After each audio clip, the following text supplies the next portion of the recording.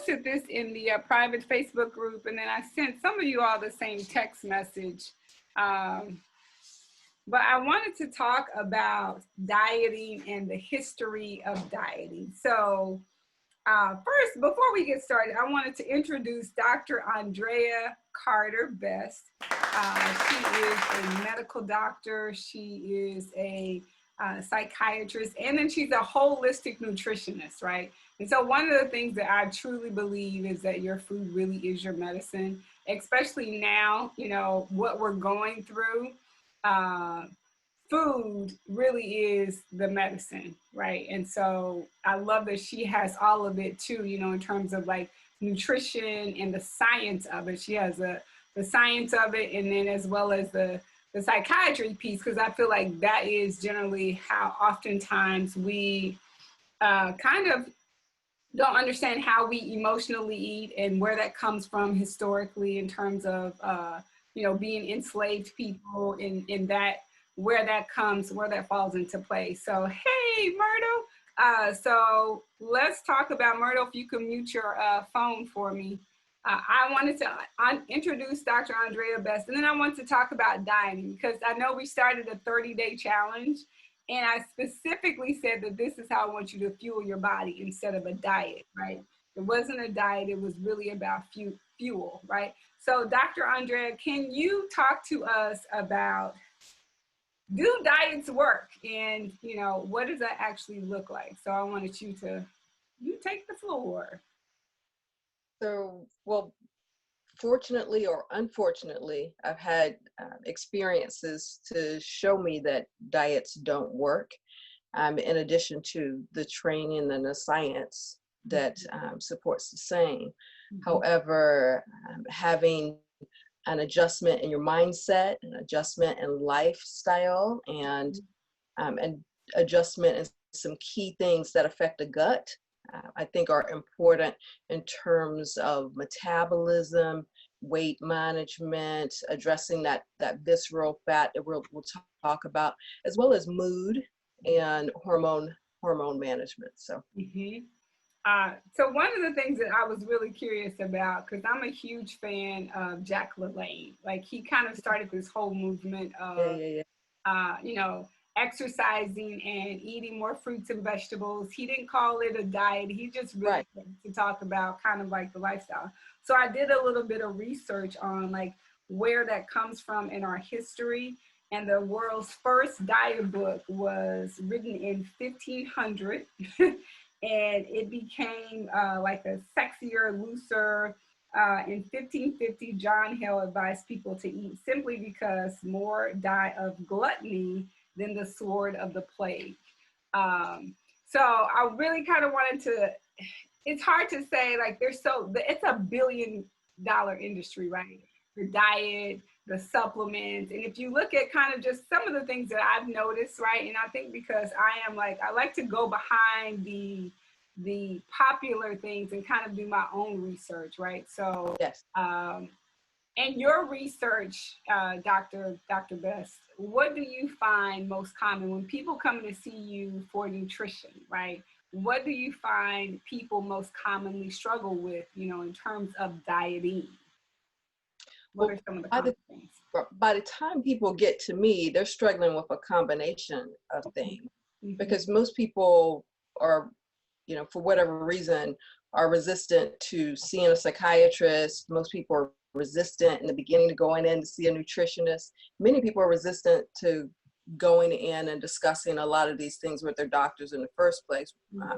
A lot of times physicians don't have a lot of time to even talk about nutrition, when it should be one of the first things discussed when you go in to the office for any symptom. So by the time people get to me, it's a whole sort of perfect storm, or imperfect storm, if you will, of things. It's usually something, hormones are involved, some chemical imbalance of something, and not just mine, but usually there's a gut symptom, there's a sleep symptom, anxiety or depression, fatigue, low libido. So it's usually a combination of those things. And And even though each person gets like their own individualized plan, because we're not all the same, Yeah. a lot of the same recommendations though are given to address the things, you know? Yeah. And I love that you said that, Dr. Bess, because I feel like in terms of dieting and exercise, right? Like just as individual as your fingerprint is, so is what your body actually needs. So in terms of what you put in it, and not even just what you put in it, but what you put on it, you know, from the things that we put on our hair, because let's talk about what is the most porous thing, right? The most porous thing, our largest organ is what, Dr. Bess? And Yeah, our skin is like our largest organ. So in terms of how you hydrate, in terms of what you put on your body, and definitely what you put in your body, right? So I think commonly when you look at like visceral fat, so can you tell everybody what is visceral fat and what does it look like in the pancreas? What does visceral fat look like in the liver? And then what are some of the common things that happen when you have visceral fat, you know, excluding the diet, right? Because I wanted to really address diet because I think commonly, even in taking the class and even in doing like the challenge, right? I didn't call it a diet. I wanted it to really be like, these are things that you should use to fuel your body, right? So right. let's talk about visceral fat and what are the dangers of having visceral fat. Right before that, I'll say you didn't call it a diet, and you also address mindset. So I always start with mindset. I always start with what we're thinking, what you're thinking about your body, what you're thinking about your symptoms, what you're thinking about the fuel, because it's not what we put in our mouth that defiles us. Okay, if you know the scripture, if you know that, it is our thoughts about things. Okay, so energy, food has energy. Our thoughts are energy. So you can have a number of nutritious things that you do put in your body, but because of your thinking, your absorption of the nutrients from that can be impacted. So it's not just eating the healthiest things, and we can certainly talk about specifics, but can your body absorb it? So there's other factors as well. In terms of visceral fat, you know, a lot of people will say, oh, that's abdominal fat or belly fat. And that's actually not the most accurate way to look at it, because the fat that I see on my arms or my legs or my belly, that's subcutaneous fat. That's the fat right under the skin. Visceral fat is that deeper fat that's there around, you know, right around your liver, your stomach, your intestines, your pancreas. And that's why it impacts your health so much. So it's there around the liver, your liver enzymes are impacted. It's around the pancreas, so it impacts your insulin resistance. It impacts absorption, small intestine, large intestine functioning and health. So that type of fat is what causes the stomach to protrude, which is why the recommendation is to make sure that your belly, you know, or your waistline, excuse me, for women is 35 and less. For men, 40 inches or less. Okay. So if it's greater than that, if you measure that, then you're at, what the research says is that you're at greater risk for cardiovascular issues, hypertension, diabetes, even Alzheimer's and some other conditions. But what I'll go back to again is mindset. And when people come to my office, I say, I see you well. Even if there are symptoms, even if the labs say this, I still see you well. So we're aligning that we are well, and we're not coming from a space of sickness, but we're coming from a place of wellness. And so if you look at the language around things, the language is powerful. Like diet sounds bad. Who wants that? You know, you know, all of this stuff. But if you talk about healthy lifestyle and vigor and energy and vitality and clear thinking and processing and creativity and creating, you know, your purpose on the planet and good sex and you know, squeaky joints, you know, when you talk like that feels better. Yeah. So that takes you to a different energetic place. So even with the symptoms, even with the 35, 36, or even if you do a BMI and it puts you in an overweight or obese place, I still don't see you that way. And I don't want you to see yourself that way. So whatever we're creating, that right there, that is what's pulling us. We're being pulled to that. Understand? So those measurements we use, even BMI is not exact. And that the visceral fat, the only way to really, really know what that is to do an MRI and CT, and we can't do that on every single person. So if you can just think, whatever your total fat is, about 10% of that is your visceral fat, but that is enough to cause you to be slowed down, sluggish, to not digest and to absorb things very well.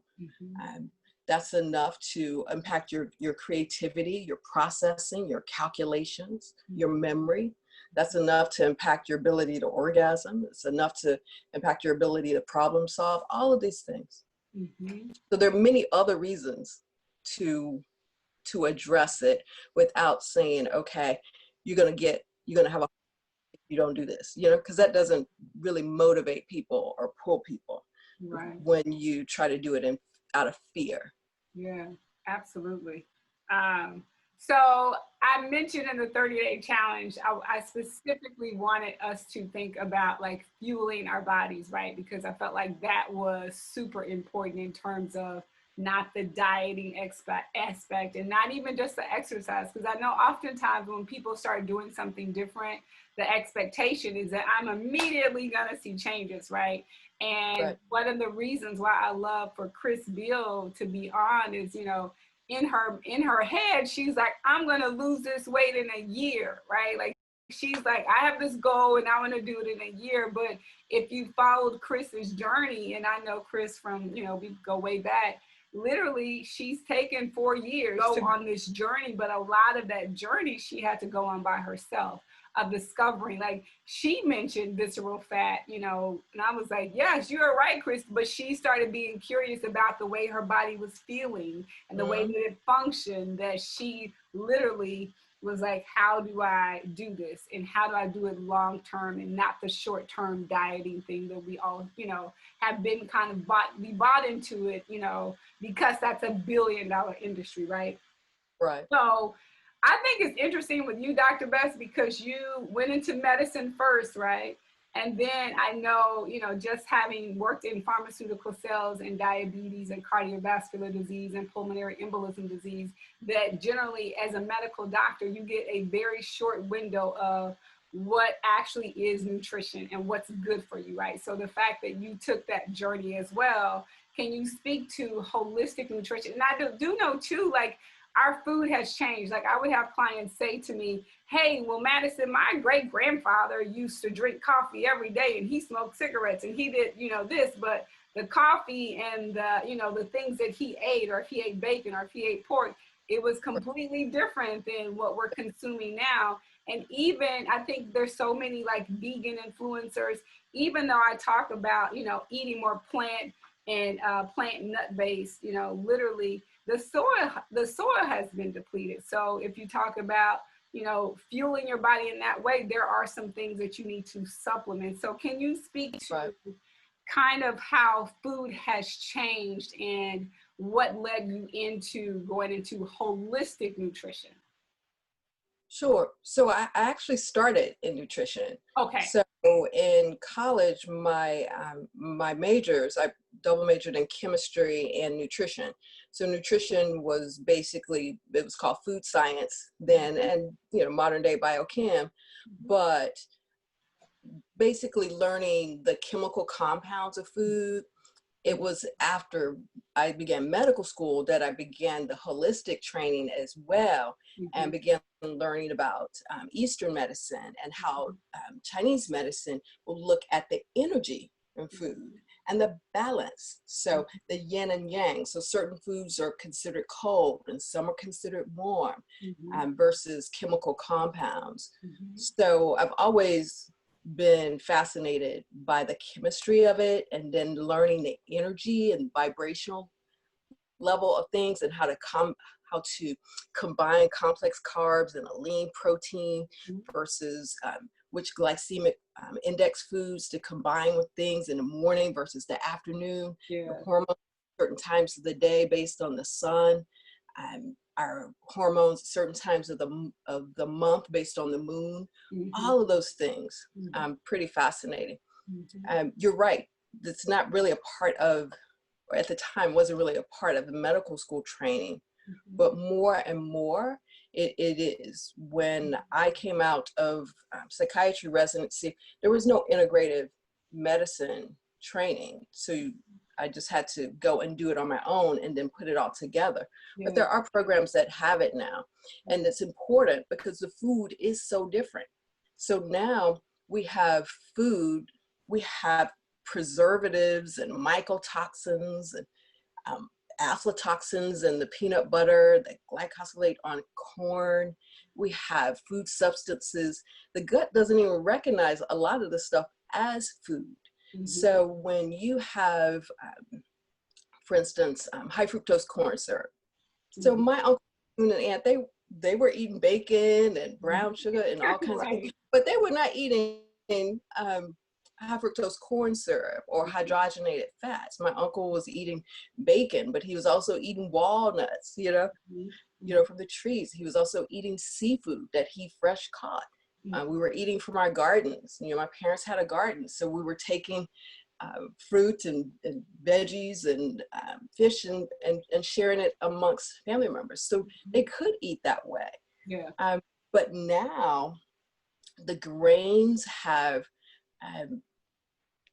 sprays, and about 25% of the crops still have mold and yeast and fungus, those types of toxins on them. So even if you do a plant-based diet and think that you're eating healthy, it's important to know the source of the food that you're receiving, because your gut does not recognize it. And the gut doesn't recognize a certain substance as food, then it's not going to absorb it well. It's going to impact the lining of the gut, and then hence the leaky gut syndrome. Or it's going to pass out of your body undigested and cause the constipation, bloating, diarrhea, and those types of things.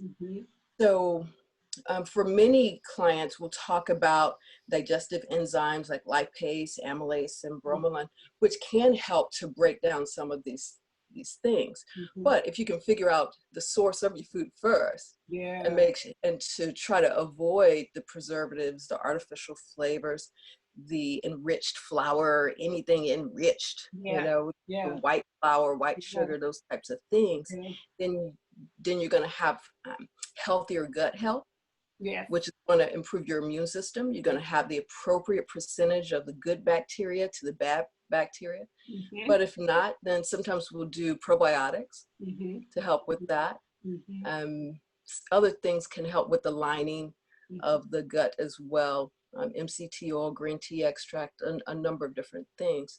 But if you can start with preventing it, that's always the best. Start with real food. Real food first, right? So later on, we're going to talk about supplements and trace minerals. But now it's funny because Lynette asked a question in terms of women that are going through menopause, like the things that your body needs, after that. And I started doing research in terms of fertility for myself. Like, what are some of the things that could potentially prevent me from having a healthy pregnancy, in terms of like caffeine and dandelion greens and things that I can actually start fueling my body more. So one of the questions, kind of banking on what in terms of menopause for women, but also for men, because in your 20s, 30s, 40s, and 50s plus, right, your body changes and it starts to be depleted of certain things. So can you speak to, as you age, some of the things that your body may be depleted of, and things that you could actually start eating more of before we even talk about supplements. Because if we even talk about like hydration, right? Like drinking Right. water, how important is it for your body to, to actually A consume, lot. right? To drink water, in terms of, if the largest portion of the largest organ is your skin, right? So Right. even taking showers. So can you speak to what your body may need? Let's go 30 plus, right? Because I feel like nobody's in their 20s here. Kenitra might be in her 20s. I'm not sure. I can't tell by your picture. But if you could speak to what your body actually needs in terms of, number one, dealing with menopause, and then, after 50s plus, like what does your body actually need from your So, food? so regardless of age, the first thing is considerable hydration. So I start the morning as soon as I get up. I have a glass of water Mm-hmm. at my bedside. Mm-hmm. As soon as I get up, Mm-hmm. I'm hydrating. But I also can feel my body knows, because I know my body now. I listen to it. I pay Yep. attention to it. Yep. I know well before I get to that dehydrated state. But if you start the day with water and you're drinking and hydrating over the course of the day, Mm-hmm. then your cells are programmed to do what they need to do. Mm-hmm. So it's understanding we were born, talk about this all the time. We're born worthy, born valuable, born programmed. Yep. At 6 months, the baby didn't have to, go and read instructions on how to crawl. Right. Right. At a year, the baby didn't have to go and read instructions on how to walk. Yep. So that's programmed in. Yep. And so even with menopause, it's a lot of times it's removing faulty habits. Yep. So if in your 20s, you can learn how to hydrate well, Mm-hmm. how to do 30 minutes of exercise Mm-hmm. each day, or cardio, or 3 times a week, or strength training at least twice a week. Then when you're older, those habits are already set. Yep. Because you don't have to worry so much that you're losing lean muscle, because you've established patterns already. Yep. So the amounts of things may be less. You still need lots of water. Mm-hmm. You don't need as many calories. Mm-hmm. But if early on the habit is to binge eat large amounts of food, it's going to be more of an issue when you're older and your metabolism is slower. Mm-hmm. Mm-hmm. Okay. In terms of estrogen and testosterone and growth hormone, those types of things, most people don't need extra growth hormone. Most people don't need to supplement testosterone. There are some men who may need it early on because of certain medications or certain types of syndromes, and same for women. Mm-hmm. But there are many different teas and different things that you can use to help. But if you can hydrate well, exercise, lower your stress level, lower your cortisol. Yep. If you can lower your cortisol and your stress, you decrease visceral fat. Yep. That And deep visceral fat, mm-hmm. right? The deep fat that's around your organs, mm-hmm. right?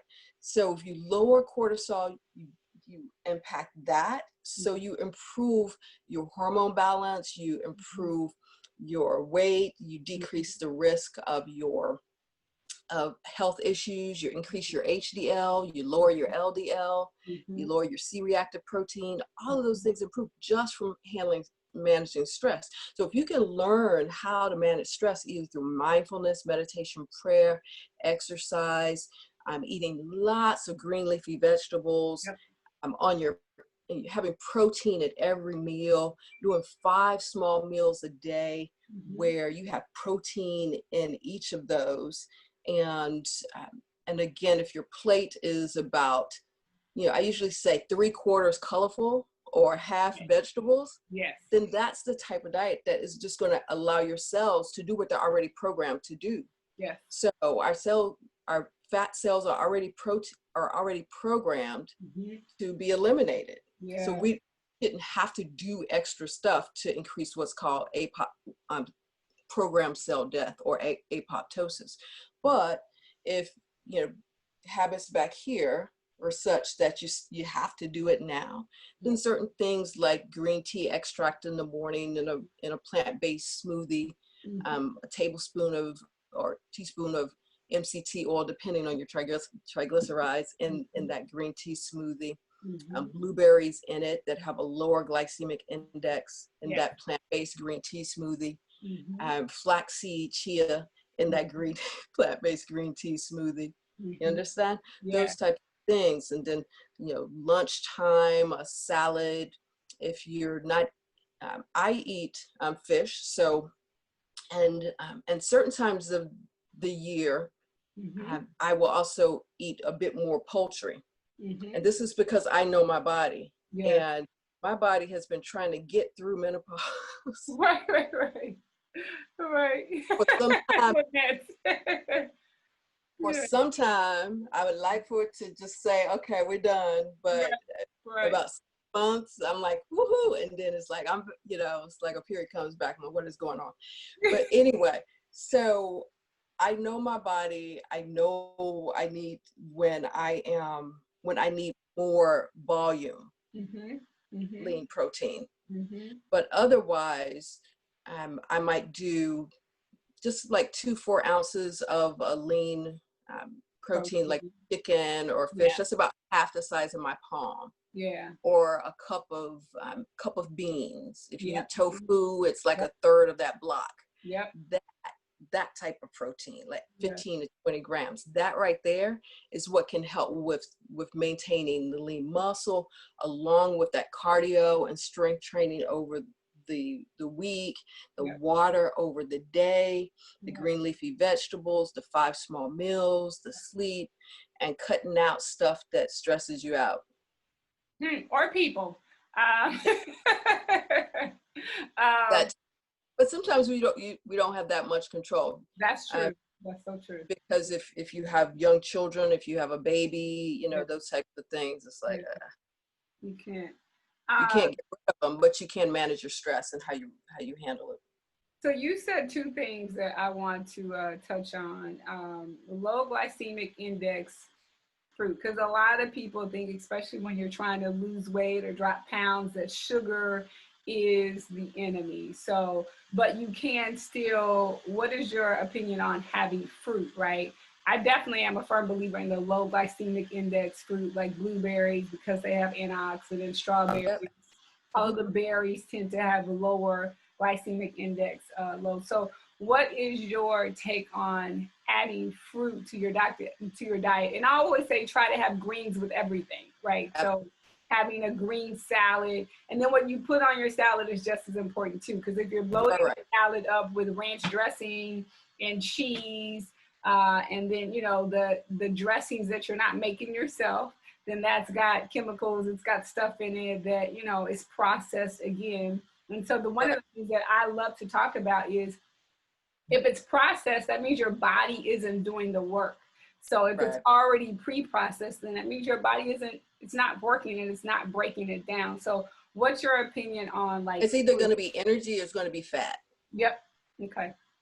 So when you eat that processed stuff or the high fat, high sugar things, and it's a moment to moment decision. I tell you, if I'm going to a birthday party, I'm eating birthday cake. If I'm going to a wedding, I'm eating wedding cake. So that's why I don't call it a diet. Okay, that doesn't feel good to me. At age 50, I only want stuff to feel good at this point. Okay, so but if I know I'm going to that event that morning, I'm very, very I'm preparing in terms of my breakfast. Okay, lean protein. Usually I'm doing that smoothie with the different things that I mentioned I put in, because I'm going walking or I'm going running or I'm going to yoga. My lunch is going to be the green leafy vegetables with either the chicken or fish on top. Dinner might be like some whole grain, or I like the zucchini pasta and different types of spinaches and kale, that with also a bit more of the lean protein, and the snacks in between, because I do 5 small meals a day, so that my blood sugar never drops. I don't want my blood sugar dropping. If my blood sugar drops, then my cortisol stress hormone goes up. And really, we only want the cortisol to peak in the morning after you wake. So you only, because that's what gets all of the organ systems revved up to peak, to work and perform for me during the day. If I get up though and I miss breakfast and my blood sugar drops, then what happens is my cortisol is going to peak over the course of the day. And if my cortisol is high, that's my stress hormone, then I'm not going to process well. My metabolism is going to be super slow. I'm going to be irritable and annoyed at things. I'm going to be stressed out. That's why people are having panic attacks through the day, and then it starts to come out at night as well. And then I'm putting on, guess what, more of that visceral fat. Okay, so that breakfast, key. The lunch, the dinner, as I described, and then in between the snacks, I don't usually count calories. I look at the at other factors in terms of the food combinations, but for those snacks in between, I'll do like 100 to 150 kcals of boiled egg, or 1.5. If my vitamin D levels are low because I'm not out in the sun, then I'll make sure I eat the yolk as well. Otherwise, I will only do the yolk for one. I might do some apple slices with hummus for those snacks in between. But what I don't want are dressings and stuff that my body doesn't recognize. So I might do my own dressing. I'll do 2 tablespoons of olive oil, and then squeeze lime juice and cracked pepper, a little bit of Himalayan salt, whisk it together and put that and use that either veggies or on my salad. But my fruit and the glycemic index, I want low glycemic index in the morning, because I don't want anything that's raising my blood sugar up this way. So we just talked about, I don't want my blood sugar going down that way because my stress hormone, but I also don't want my blood sugar going up like that early morning. So I do blueberries in the morning. I'll do apples, I'll do pears, sometimes strawberries. They have a little bit higher glycemic index than the blueberries and the apples and pears. I would not do watermelon or cantaloupe or honeydew in the morning, because I am setting myself up for weight issues when I do that. So I might do those a little bit later. And if I'm within 15 minutes before or 15 minutes after, I'm doing some lean protein so that I'm balancing. So the protein balances that sugar so it doesn't go up so high. And then I don't have pancreas overworking and trying to come back after and manage that with my insulin. So if I'm doing, if I do like the birthday, if I go to a birthday cake, if I do that, I'm looking for lean protein, at the party. Do you have baked chicken? You have baked fish, broiled anything? Any beans, that.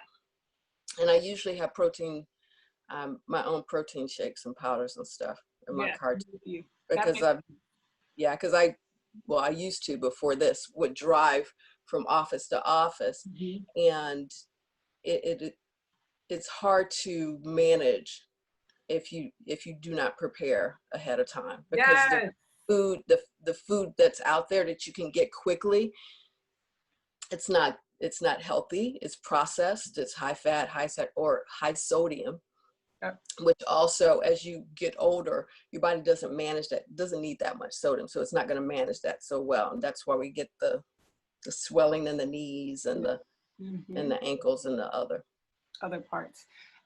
So with, before we were talking about, how to fuel your body, we were talking about diet. So one really popular diet is intermittent fasting. Tons of people are doing intermittent fasting. I tried to do kind of like my own clinical trial, because when you talk about that individual fingerprint of what you actually need, not everybody should be doing intermittent fasting, but a lot of people are. So what is, you know, coming from a medical doctor to a holistic nutritionist to a psychiatrist and putting all those things together, what is your opinion about intermittent fasting? And I just don't think I don't think it's the healthiest option.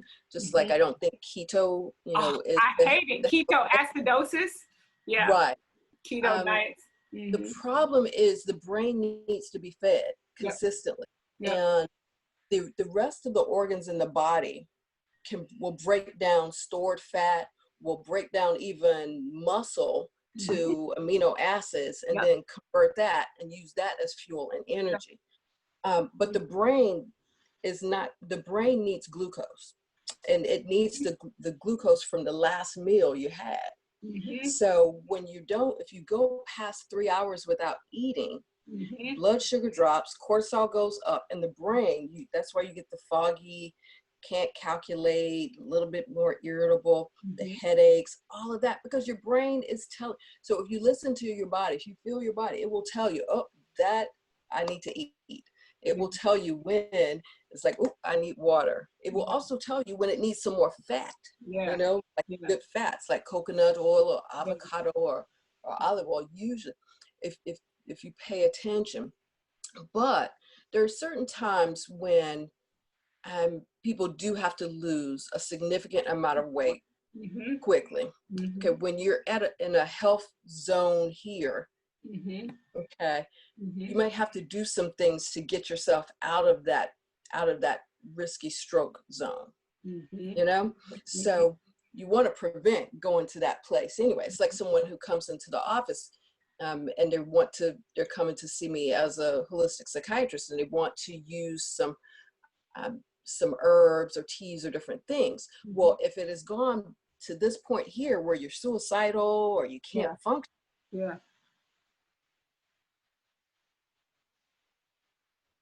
this we things to bring you out of that danger zone. Same thing if you come in, your blood pressure is this high. We're going to have to do something to bring you to a safer zone. Mhm. So in the same way, if your weight is excessive and now you're in this risky zone for diabetes, or you're already um, the numbers are your hemoglobin A1C is already there, your Mhm. BMI is already there, Yeah. your waist circumference is already there, Yep. then 2 weeks of intermittent fasting, 2 weeks of keto, 2 weeks of the South Beach diet, two Not weeks long of that, term. Yeah. not long term, Yeah. but I agree. 2 weeks, do this, Yep. do this, hydrate well, Yep. put everything in place, Yep. um, in order to be able to support it, but no longer than that. Yes. Otherwise, it is not healthy. And your body wants everything to be in balance, Yep. right? Yep. Everything, hormones in balance, Mhm. chemicals in balance, your water in balance, your sodium in balance. When anything is off, Mhm. that's when the issues come. Yes. So speaking of hydration, but Terrence had a question. That was Kiki's question. Hopefully I asked her right. She said, what if you practice intermittent fasting, but you don't eat 5 meals, but you do 2 meals and 2 to 3 snacks? Was her question exactly. And Okay. then I wanted to speak to, so you can answer that question, but I wanted to speak to hydration. Like there are certain things that you could tell physically, like in your urine, if your pee Right, is right. super, super Yeah, dark, you're not drinking enough water. If it skin smells, yeah. Oh, okay. Yep. That's a good one too. Pinching your skin. So what is that test, Dr. so Dr. it's the skin turgor. So Mm-hmm. if you pinch your skin and it stays up, Mm-hmm. then you are dehydrated. Okay. That's good. That's a good one. For me, So it's my lips sometimes too, but I like that one. So if you pinch your skin and it mhm, stays up, okay.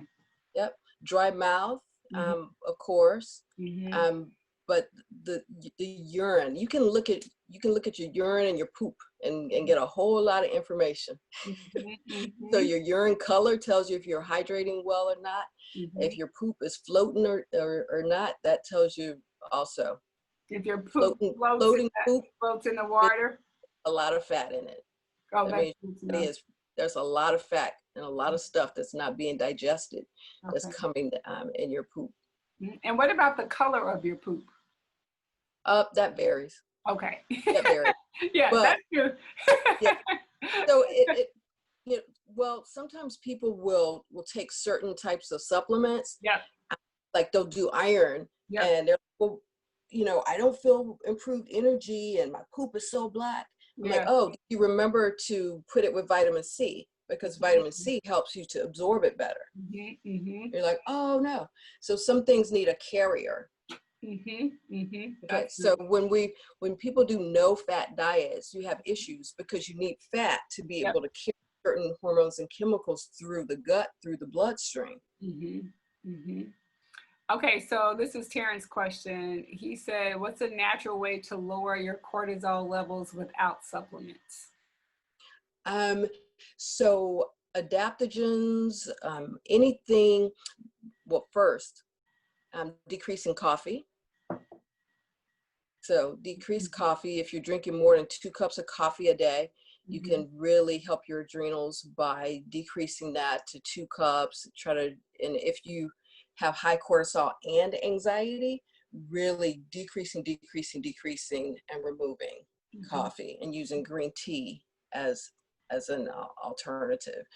Mm-hmm. Adaptogens also helpful for adrenals. Mm-hmm. Um, a lot of fluids. Mm-hmm. The B vitamins, the B complex vitamins are going to be like the best, really. And I wouldn't do a mega dose or a high potency B vitamin unless you know your B12 numbers are normal or low. Mm-hmm. But for some people who take too much B12, it makes them jittery Mm-hmm. and can increase anxiety. And then you Mm-hmm. sort of get the rebound from that. Mm-hmm. So B vitamins, your grains, your green leafy vegetables, um, the adaptogens, lots and lots and lots of water.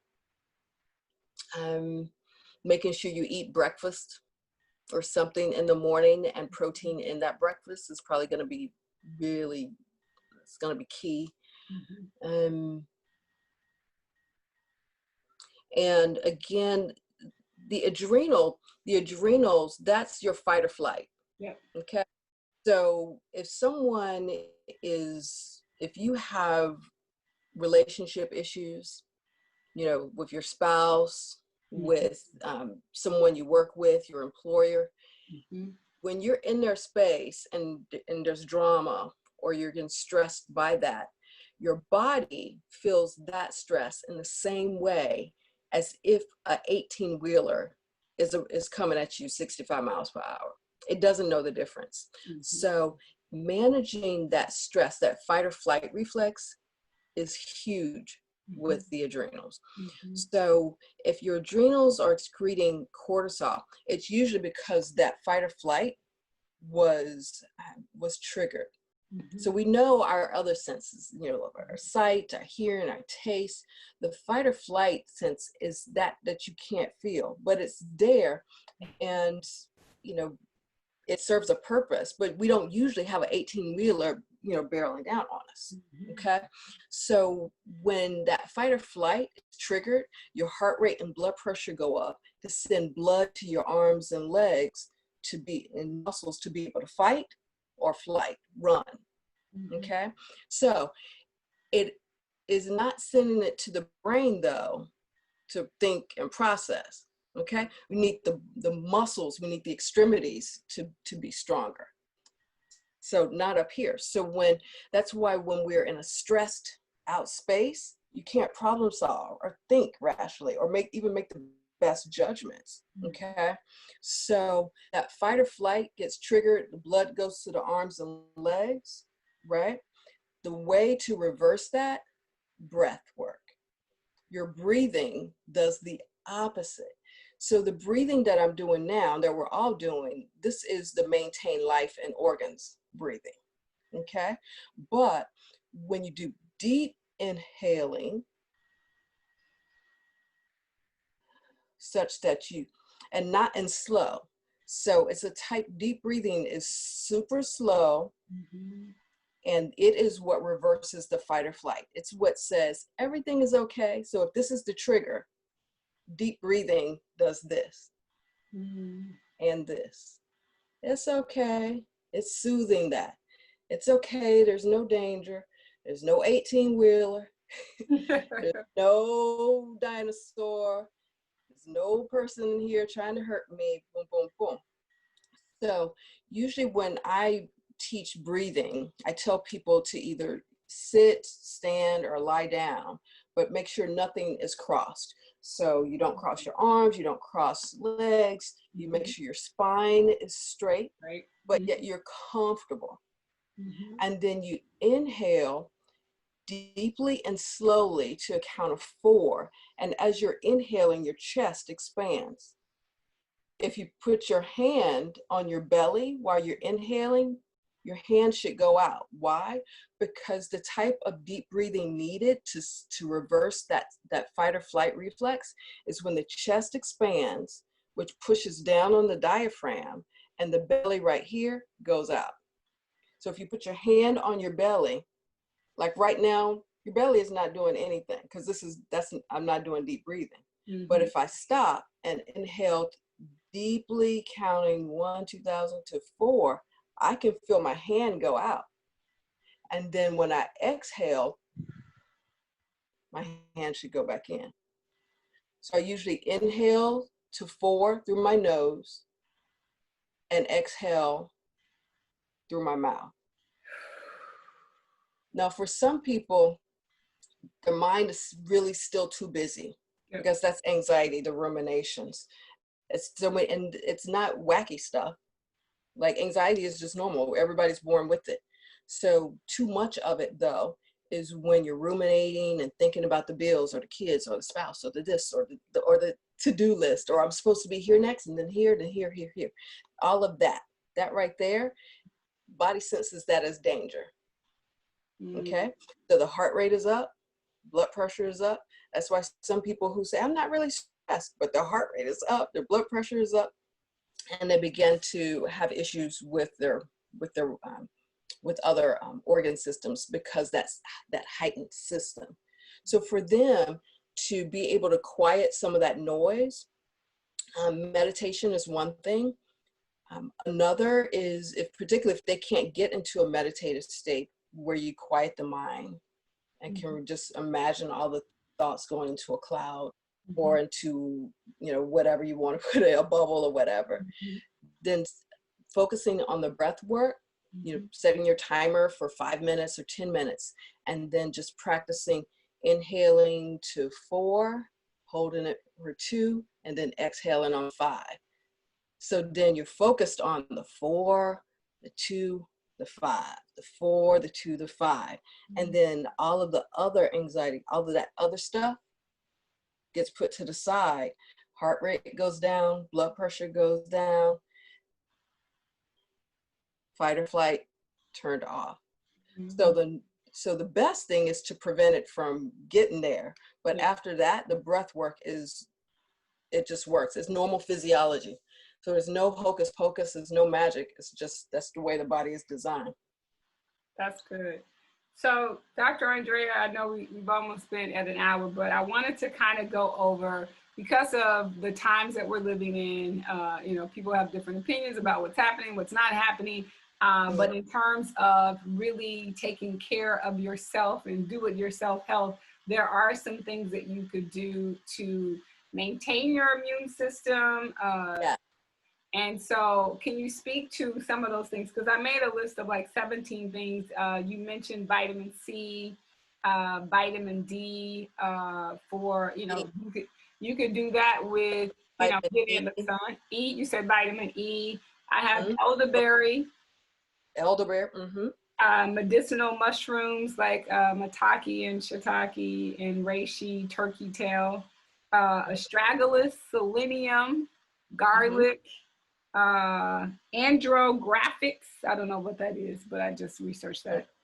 Yeah, I don't do those. Okay, licorice, and then what about licorice? And you talked about the complex. Yeah, black licorice. Licorice is the licorice that's in the candy, by the way. Yeah, not that one. And the B We talked about complex. the different teas, Yeah. remember? Okay. So there's certain teas that you can put together Mm-hmm. or soups that you can put together that can help with immune system. Mm-hmm. And don't forget the probiotics. Probiotics. Okay. That's good. Probiotics, at least 10 billion lactobacillus, okay? Mm-hmm. Because the probiotics can help with the yeast. It helps, you know, the mycotoxins in food, a lot of the that food stuff that, the non-food stuff that we talked about earlier. Yeah. The probiotics, the amylase, lipase, bromelain, the green tea extract, those are key things there. But there are different teas and soups and combinations.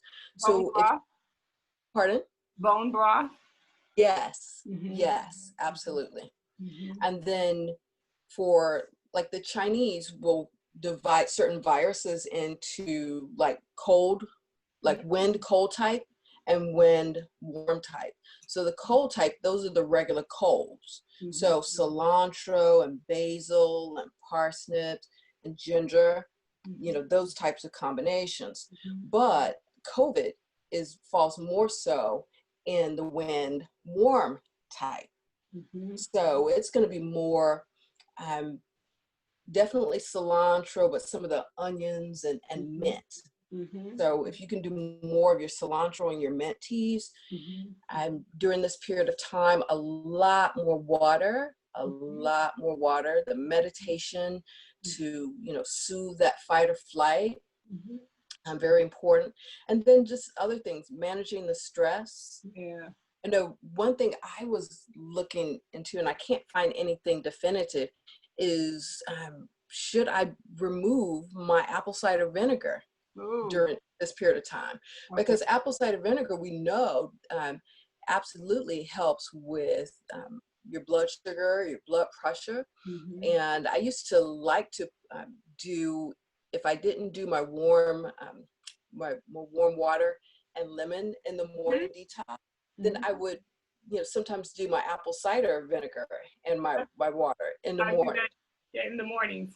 But according to Chinese medicine and many Chinese doctors, vinegar actually traps virus. So you want to release virus and the body fight off. You know, it's usually if you have a cold or flu, you avoid vinegar. You also avoid the heavy volume meats. You avoid shellfish during those periods of time. Okay. Right. But so those things make sense with COVID. You know, not to do so much meat, but to definitely get my protein in my, you know, like 5 meals a day, or if you're doing the intermittent, like the young lady I mentioned, and she's doing this with the 2 snacks, make sure those, you know, those snacks, you have some walnuts and some blueberries in there, and some flaxseed and chia mixed in with something. Okay. The almond butters, those types of things, mix in the chia and the flax into that so that you get as much bang for the buck from those. So you said you're contemplating not doing apple cider vinegar, because that really just blew me away, because I'm like, apple cider vinegar. No, apple okay. cider. It's 8 o'clock. Like I said, I'm not saying absolutely. I'm looking for the data on that. But okay. I don't know all. I'm constantly learning, and I'm, you know, so I learn different things from this shaman, from this Costa Rican person, the Chinese medicine, the Alabama lady, you know, from everywhere. And so it's just me remembering, like, hold it, I don't do vinegar when I have a cold. I don't do vinegar when I feel like I have the flu. So during this period of time, but I always come back to my mindset, which is I'm safe and covered and protected. Yeah. And my cells are programmed to defend and care for me. Yeah. So if you had to give like a list of vitamins and or trace minerals and or supplements that our bodies need, you know, whatever age we're at, what's like your top 10 things that you would say you must have? Okay, so right now, with COVID and everyone indoors, vitamin D. Before, when people were out and about more, our bodies, make vitamin D, converts cholesterol from the skin to vitamin D. But most people are indoors now, so most people do need a vitamin D supplement, and vitamin D is not in like food. Dairy is fortified with vitamin D. Salmon may have a little bit, but not a whole lot. So I would suggest a vitamin D supplement for immune function, as well as bone, muscle, menopause, etc. Magnesium at night to help with relaxation and sleep, and magnesium deficiencies are much higher than people think right now. Magnesium deficiencies can impact your mood, where your body handles neurotransmitters, which is basically your normal chemicals in your body. Calcium, your body, but don't try to do all your calcium in one, because your body can't absorb all that calcium. So you have to break do a little bit of calcium in the mornings and then some over the day. Be careful though with things like Tums for your calcium, because antacids impact your gut's ability to absorb nutrients and minerals. So you might take all of these things, right, all of the normal and healthy nutrients and supplements, but then your gut can't absorb it, because either you took an antacid, which impacts the lining, or you're also doing fat-free stuff, like the fat-free foods that have olestra in it. That olestra coats the gut and prevents you from being able to absorb the fat-soluble vitamins, which are vitamin D, E, and K. So you don't want to do any fat-free foods that have olestra. And well, the omega-3s, huge. So omega-3 is more important than omega-6. And of the omega-3s, the EPA, eicosapentaenoic acid, is better than the DHA. So you look for the ratios, and as long as EPA is greater than DHA, great. If you're doing a 3-6-9, make sure there's more of the 3 than the 6, and definitely more than the 9. So omega-3s will be in it. I recommend those if you're not eating fish at least 3 times a week.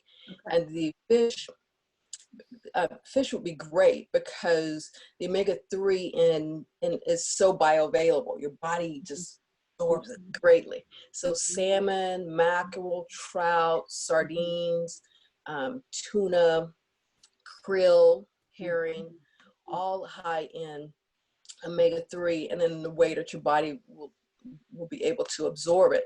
And omega-3s are important for your cells, but not just the cell membrane, which is a huge deal, right? Because you want things to be able to, things you want to be able to get into the cell, and the things we don't want to not be able to get into the cell. So that's why omega-3s are so important. But it's also the receptors on the cell. So the receptor needs to be able to receive the tryptophan or the tyrosine. Right? So tryptophan is needed for serotonin and mood. Tyrosine is amino acid needed for frontal lobe functioning and energy, your dopamine. Okay, so if you don't have enough omega-3s, the cell membrane is fragmented, and the receptor is not going to be able to receive those. So you see, it's the combination of things. So your omega-3s, super important for mood, also joints. So not just the cell and the receptor, but joints and tissues, inflammation. So sometimes I'll say people, I'll recommend if they have inflammation in their knees and arms and shoulders, to do not just your turmeric teas, but to definitely increase your omega-3s. For people who are having some focusing difficulty, omega-3s. Mood and anxiety issues, omega-3s, B vitamins, magnesium. Anxiety, absolutely, the B complex and B vitamins. If you have too much anxiety, though, you have to be careful again with the B complex that you don't take too much of the B12. If you have a B12 deficiency, then you're going to have tingly hands, neuropathies, low energy, low sex drive, those types of things. And that's going to probably have to be replaced first with a sublingual B12 to get directly into the system. And then you can advance to the B12 tablets. So I would say the most important, just to recap, the omega-3s, B complex, magnesium, vitamin D. Vitamin C is in a lot of things. Most people are not deficient in vitamin C, but it is definitely important during this period of time. Yep. What about curcumin? I think that's the compound that's found in turmeric. Would you suggest that as well? Yep. So some people are a little bit more active. If you, like someone who works out like you, Madison, you know, you probably already do like some green tea extract, or you already do some MCT oil in your smoothies, which help with like the lactate buildup, or help with the way that your body metabolizes things. There's some people who are athletes or working out a bit more who might do some of the amino acids. They might do a tyrosine or tryptophan.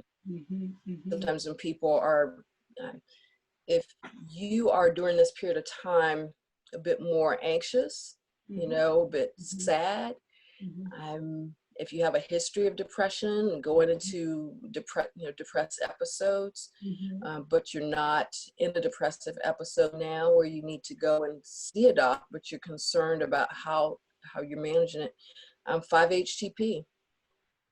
So it's a tryptophan. There are a number of companies that have it, the tryptophan in combination with L-theanine and like lemon balm extract, dandelion. And then there are others, if you're having difficulty sleeping because of what's going on now, melatonin. But I wouldn't, if you're anxious or sad, I wouldn't go over 5 milligrams of melatonin, because over 5 milligrams is associated with the risk of increased depression. 5 milligrams lower can work effectively. Melatonin in combination with magnesium at night can definitely help calm and help you go into the first stage of sleep, second stage, third, deep sleep, and then go through that cycle again, which gives you the most restorative sleep and for function, you know, a good set for a function for the next day.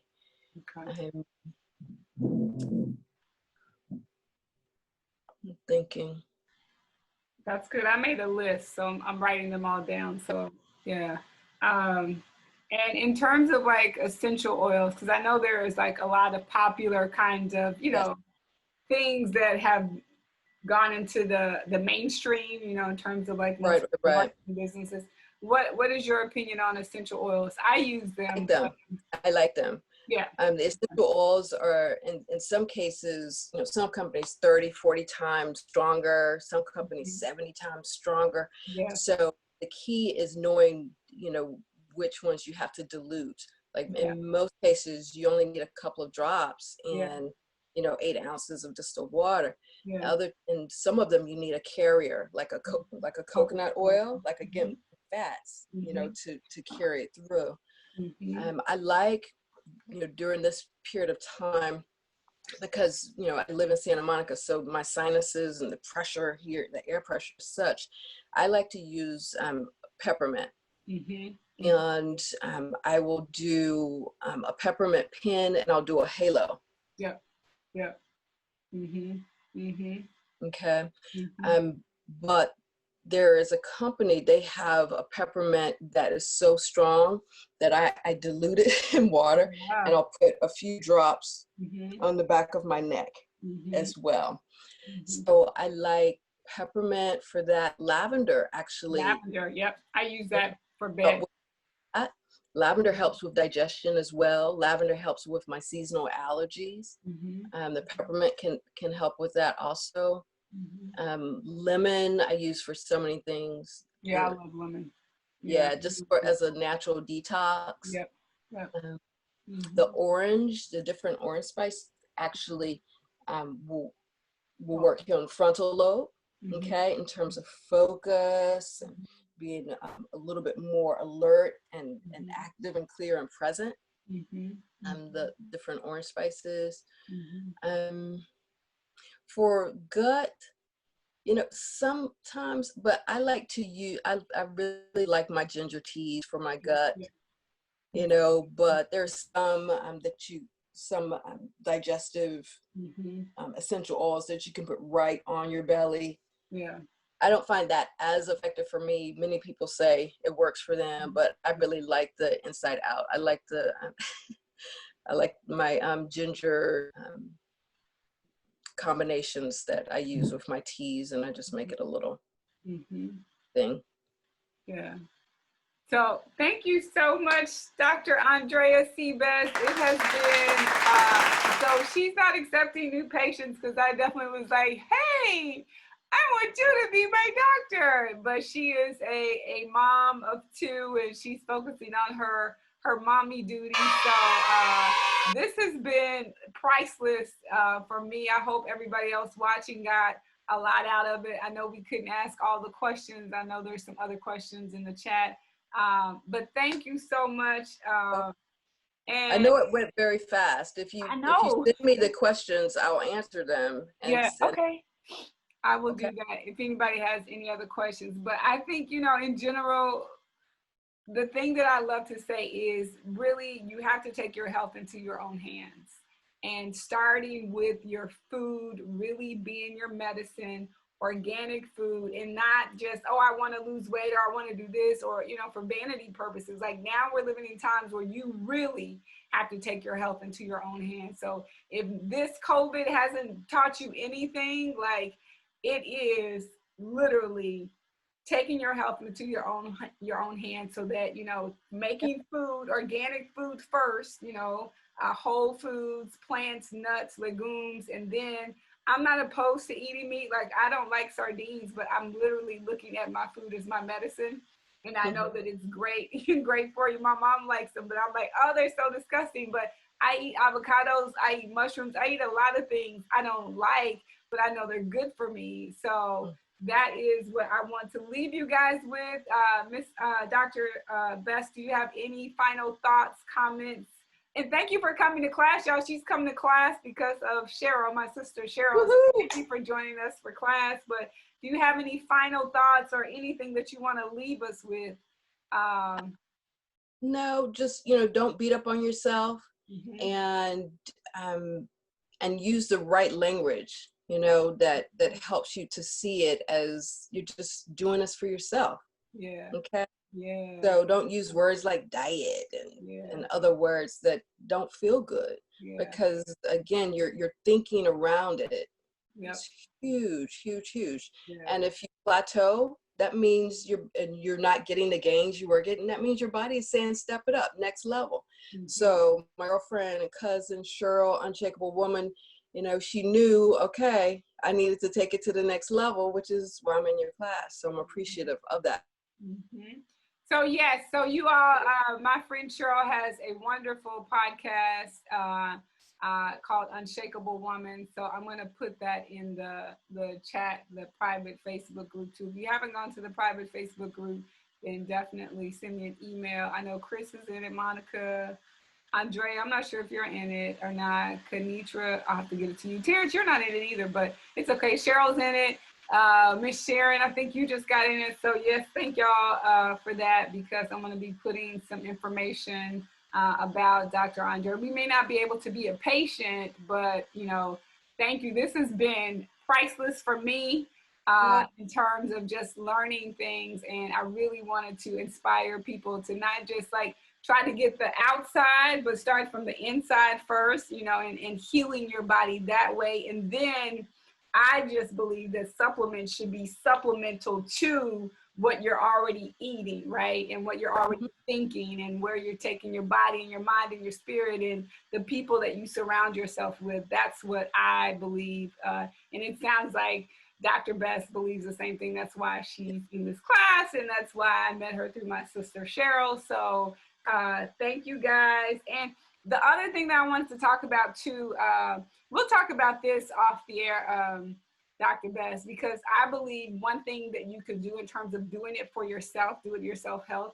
is really educating yourself. And one thing that I'm a huge believer in watching food documentaries and like really trying to get an understanding for what is happening with your food, what's happening with your medicine, what's happening just in general. So we're going to talk about that the next time, Dr. Andrea. That would be good.